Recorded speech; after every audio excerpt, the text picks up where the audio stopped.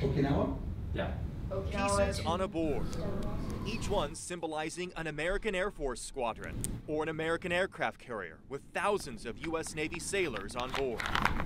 These aren't just adults playing on a colorful game board. They're simulating how a war between the U.S. and China over the island of Taiwan would happen. It would be very, very intense war.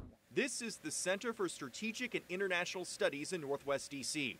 CSIS is the same group that accurately predicted how a coronavirus would spread 6 months before COVID-19 hit.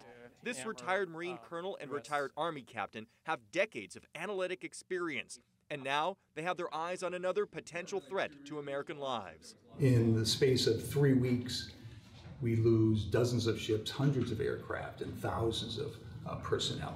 We're not going to go into the complicated rules of this tabletop wargame, which runs several hours. It involves a lot of math, spreadsheets, and yes, dice to simulate the randomness of war. With the throw of the dice, the game begins. The players have chosen the year 2026 based on the limit of publicly known military budgets. The scenario, the Taiwanese vote for a constitutional referendum affirming their separation from mainland China. Fearing Taiwanese independence, the Chinese Communist Party spends the next month gathering its army towards troop transport ships. To protect democratic Taiwan, the United States 7th Fleet moves aircraft carriers USS Abraham Lincoln and USS Ronald Reagan toward the American base in Guam.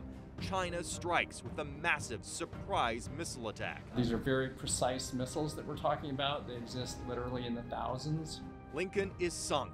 Reagan heavily damaged. Thousands of sailors lost in the Pacific Ocean. Say, all right, we lose one here.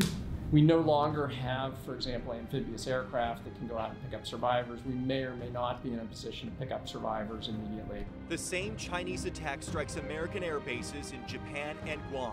Ground crews by the dozens and hundreds are killed or injured at those air bases. After its greatest loss since World War II, American reinforcements sail from as far as Norfolk, Virginia to join Australian, Philippine, and Japanese allies. American submarines and jets lead the counterattack, taking out the majority of Chinese troop transports. Some get through, and Chinese forces land on the southern half of Taiwan, but face resistance from the Taiwanese army. But if they lose their amphibious fleet and they have tens of thousands of people onshore in Taiwan, that means tens of thousands of prisoners of war, which puts their regime, I think, in jeopardy. The war game tallied up total deaths after 3 weeks of battle. China, 10,000, with nearly 30,000 taken prisoner.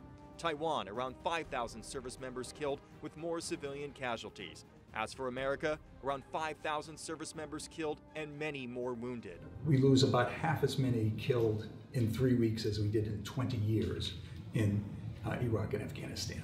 Time and time again, 25 games to be exact, the same simulated result. A free and independent Taiwan, a costly victory for the U.S. Navy and Air Force, China humiliated, and a global economic disaster. CSIS knows China is also running war games, and they have a message for their Chinese counterparts. Losses on this scale, the embarrassment of military failure, might overthrow the regime. I hope that they are doing the same type of wargaming and understand the risks that they would run. In Northwest D.C., Nathan Baca, WUSA 9. Yeah, our track record with letting this